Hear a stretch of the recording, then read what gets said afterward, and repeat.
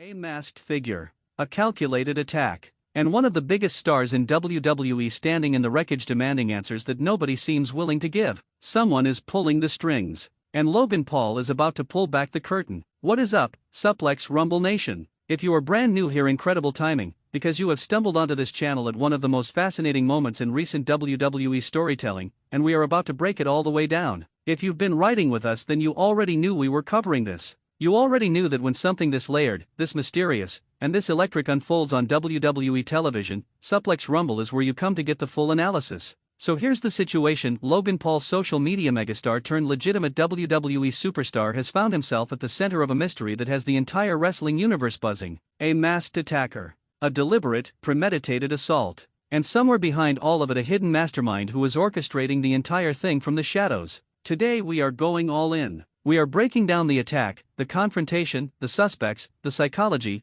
and what all of this means for the future of Logan Paul's WWE journey. This is the kind of storytelling that makes wrestling appointment television. So let's get into it. Let's start at the beginning, because to understand where this story is going, you have to fully appreciate where it started and why it matters so much. Logan Paul's rise in WWE has been one of the most genuinely surprising and impressive celebrity to superstar transitions this industry has ever seen. And I say that with full awareness of the history of celebrity involvement in professional wrestling. We have seen athletes, musicians, actors, and internet personalities pass through WWE, and the vast majority of them are footnotes, curiosities, one-night spectacles. Logan Paul is not that. He took the craft seriously. He invested in learning the mechanics, the psychology, and the performance side of professional wrestling at a level that caught even the most skeptical veterans off guard. He has delivered in high-pressure, premium live event matches. He has shown genuine charisma on the microphone that translates perfectly to the WWE audience. He has become, whether people want to admit it or not, a real part of the WWE landscape.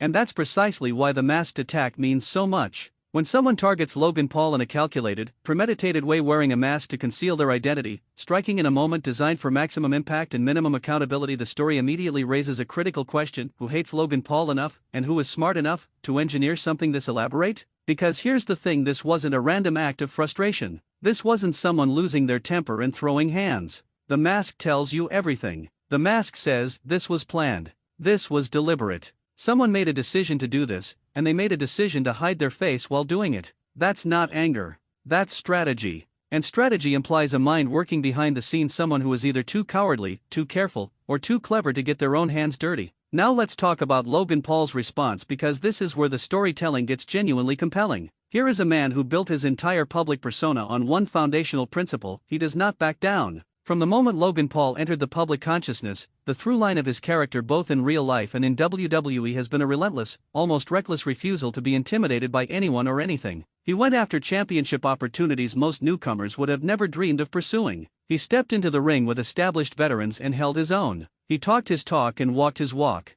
So when he got hit, when someone came at him from the shadows and tried to take him down, the response was never going to be retreat. It was never going to be silence. It was never going to be fear. Logan Paul came back swinging, not physically, but verbally, and strategically demanding accountability in the most public way possible. And that confrontation energy, that refusal to simply absorb the attack and move on, is what has transformed this from an isolated incident into a full-blown, compelling WWE mystery. Think about what the confrontation communicates to the audience. Logan Paul is not a victim in this story. He is a hunter. He is someone who received a message and is now sending one back, loud, clear, and unmistakable. The message is, I know someone is behind this. I am going to find out who. And when I do, there will be consequences. That's not just bravado. That's a story engine. That is the kind of energy that drives segments, drives promos, drives matches, and ultimately drives viewers to tune in every single week to find out what happens next. When the audience is asking who did it, and the star is asking who did it, you have something truly special on your hands.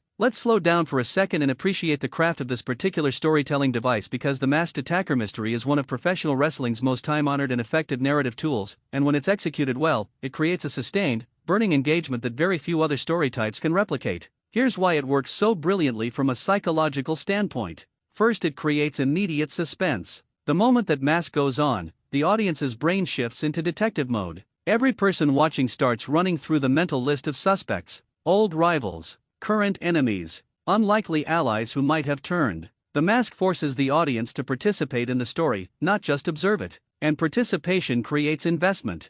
Second, it allows the creative team to keep multiple storylines alive simultaneously. As long as the mastermind remains unidentified, every superstar who has any conceivable motive becomes a suspect. That keeps multiple characters relevant. It keeps multiple potential directions for the story open. It gives the writers flexibility while giving the audience maximum intrigue. Third, and this is the one that doesn't get talked about enough, the masked attack does something very specific to the target of the attack. It creates a vulnerability. Not a physical vulnerability necessarily, but a psychological one. Because not knowing who is coming for you is, in many ways, worse than knowing. Logan Paul can prepare for a named enemy. He can study them, anticipate them, formulate a counter-strategy. But a hidden enemy? A shadow? That's something different entirely. And the hidden mastermind adds yet another layer, because now we're not just talking about one person who has a problem with Logan. We're talking about someone who has the resources, the connections, and the organizational capacity to recruit someone to do their dirty work. That implies power. That implies reach. And that makes the eventual reveal all the more significant. Alright, this is the segment you've been waiting for. The fun part. Let's talk suspects. Now, I want to be very clear about something upfront. We are analyzing this through a storytelling lens. We're looking at who makes the most narrative sense as the hidden mastermind, who has the motive, the opportunity, and the character profile to be behind something this calculated. Let's break it down. Suspect Category 1, the jealous establishment. Logan Paul's rapid ascent in WWE rubbed some people the wrong way, and that's putting it mildly. There are superstars who have spent years grinding through the system, paying dues, working their way up the card, only to watch someone arrive with a massive social media following and immediately receive premium opportunities. That breeds resentment.